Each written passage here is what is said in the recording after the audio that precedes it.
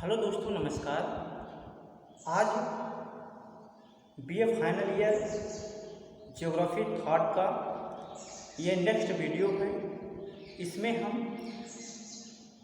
जो भूगोल में द्वैतवाद है, आज उसके बारे में हम चर्चा करेंगे।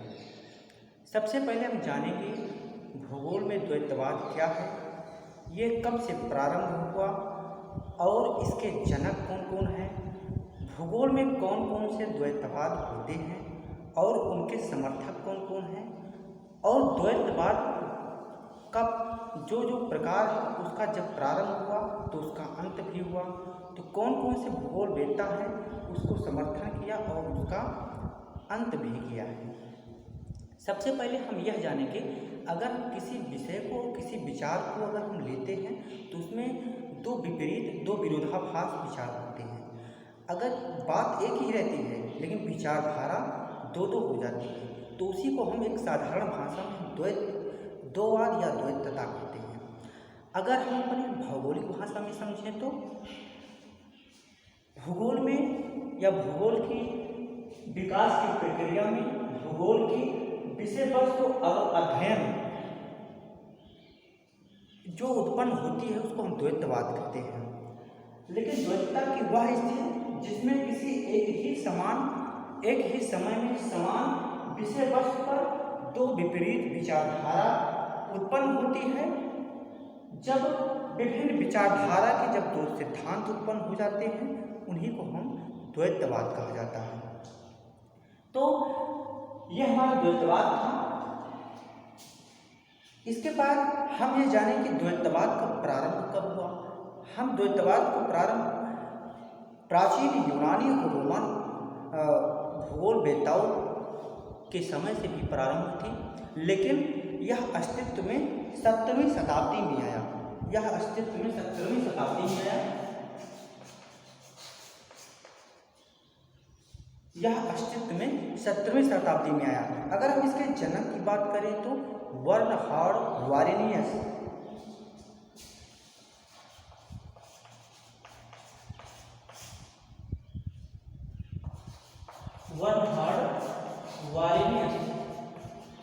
इसके जनक हैं। ये 17वीं शताब्दी के अस्तित्व में आया। इसके जनक बर्नहार्ड वारेनियस है। इनकी एक पुस्तक है जनरल ज्योग्राफी, जिनको हम सामान्य भूगोल कहते हैं। देख लीजिए,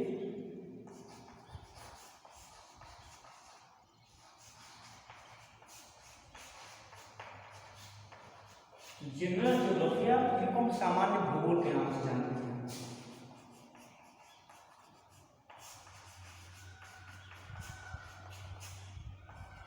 सामान्य भूगोल।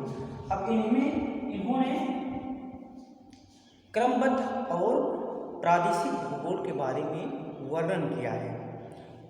तो उसके बाद हम यह जानेंगे कि भूगोल में कौन कौन से द्वैतवाद हैं। सबसे पहले द्वैतवाद के बारे में जान लिए हम। उसके बाद जो इसके प्रमुख द्वैतवाद हैं, सबसे पहला द्वैतवाद है क्रमबद्ध बनाम प्रादेशिक भूगोल या क्रमबद्ध भूगोल बनाम प्रादेशिक भूगोल। दूसरा है हमारा भौतिक भूगोल बनाम मानव भूगोल। तीसरा है हमारा नियतिवाद बनाम संभववाद भूगोल। चौथा है हमारा मात्रात्मक भूगोल बनाम व्यवहारात्मक भूगोल। इसमें कौन कौन से भूगोलवेत्ता ने योगदान दिया है, कब कब इसका अंत हुआ है, इसके बारे में हम चर्चा करेंगे। सबसे पहले अगर हम क्रमबद्ध भूगोल की बात करें और प्रादेशिक भूगोल की बात करें तो हमें, जैसा कि ऊपर हमने बताया, बर्नहार्ड वारेनियस ने इसकी शुरुआत की, लेकिन इसके कुछ समर्थक भूगोलवेत्ता हैं।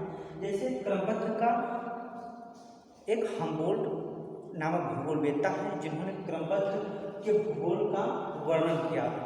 हम्बोल्ट की एक पुस्तक है कास, जिसमें क्रमबद्ध के बारे में बताया। क्रमबद्ध का मतलब हो गया कि हम किसी एक टॉपिक को उठाकर उसका वर्णन करें, जैसे समुद्र विज्ञान, जलवायु विज्ञान, ऐसे ऐसे कई तरह के टॉपिक का उठाकर हम उसका वर्णन करते हैं। लेकिन अगर हम प्रादेशिक भूगोल को माने, प्रादेशिक भूगोल का सबसे कट्टर समर्थक रिटर्न महोदय ने भी किया है। रिटर्न महोदय की एक पुस्तक है अर्धकुंडे। अर्धकुंडे में उन्होंने किसी एक विश्व को ले लिया है, उस विश्व का एक प्रदेश में बांटकर उसका पूरा विधिवत अध्ययन किया है।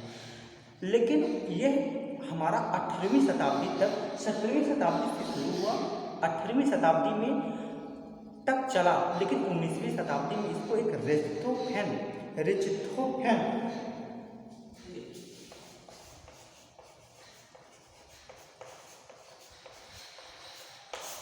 ये है 19वीं शताब्दी में रिच्टोफैन नामक भूगोलवेत्ता ने इसको समाप्ति के लिए अपने विचार प्रस्तुत किए।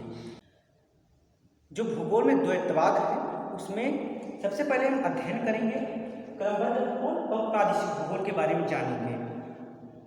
क्रमबद्ध भूगोल इसका समर्थक हमबोल्ट महोदय ने दिया है। उनकी एक पुस्तक है जिसका नाम कॉस्मॉस है।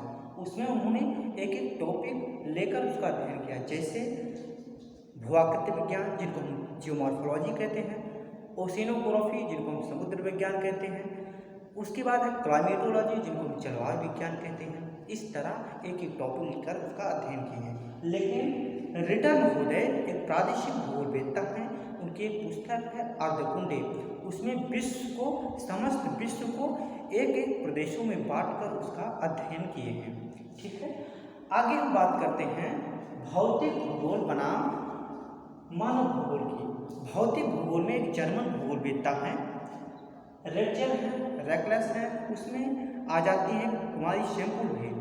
तो रेचल की पुस्तक है एंथ्रोपोजियोग्राफी, जिनमें उन्होंने भौतिक भूगोल का वर्णन किया है, जिसमें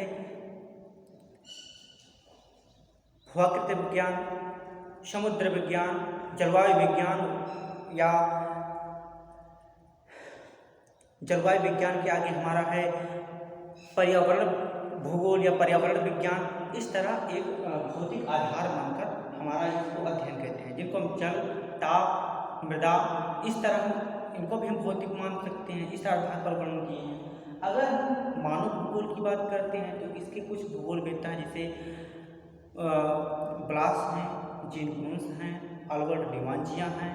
ठीक है, ऐसे और कुछ भूगोलवेत्ता हैं।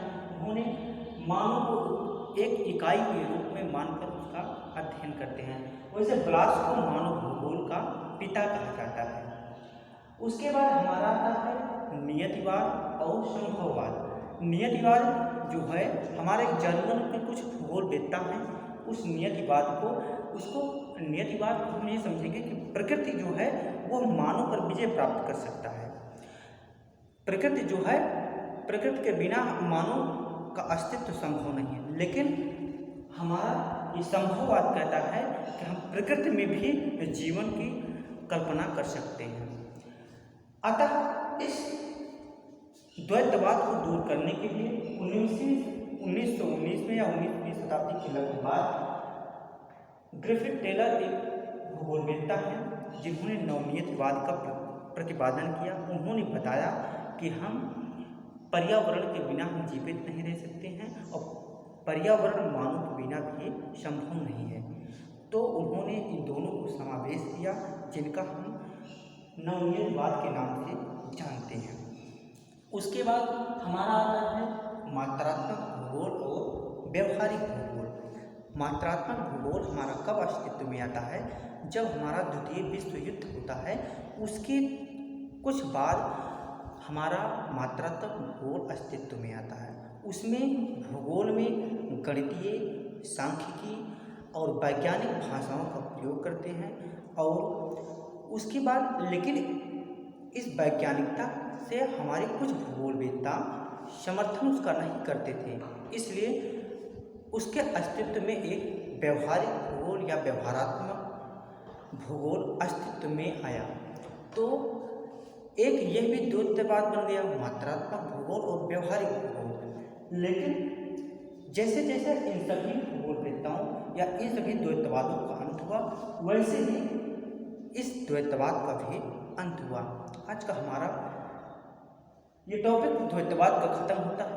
हमने इसको बहुत ही छोटे स्तर पर बताया है, पूरा विधिवत नहीं बताया है, एक छोटे में समझाने का प्रयास किया है। आप सभी जो पुस्तक है या जो सीरीज है उसमें आप पढ़ सकते हैं, लेकिन ये हमारा एक सहारा दिया हुआ है।